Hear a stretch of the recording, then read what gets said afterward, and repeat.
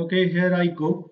I know something is sold at rupees 40. They said this is selling price. And the profit over this is 10% when the ratios of them is 3 and 2. Say the cost price of A is equal to rupee A and the cost price of B is rupee B. You can imagine them to be this. When they are mixed in the ratio of 3 is to say 3 kg of this and 2 kg of this, this is A rupees per kg, this is B rupees per kg. So I'll say 3A is cost price, 2B is the cost price of this, and there is 10% over it.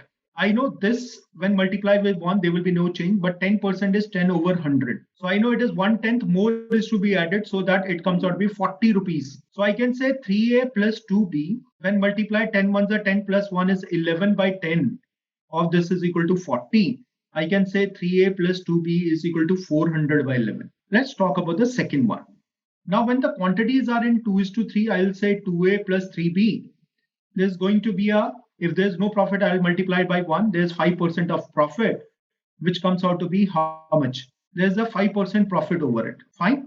Mixed and then sold at, the profit is 10% if they're mixed in this, and 5% if they're mixed in this one. So 40 rupees again is the one when you are selling them at 40 rupees. So that comes out to be 1 by 20. So that is 21 upon 20 into 2A plus 3B is equal to 40. So you can also write here 2A plus 3B is equal to 800 by 21. Now I already have these two values.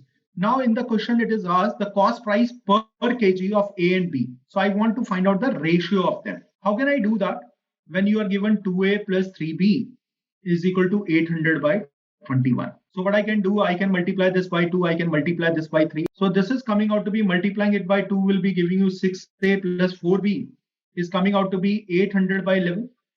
And this comes out to be 6A plus 9B is coming out to be 3 7s, it is 800 by 7. So subtract it, you will get 5B is equal to this. 800 is common. This is 11 minus 7 is 4 by 77.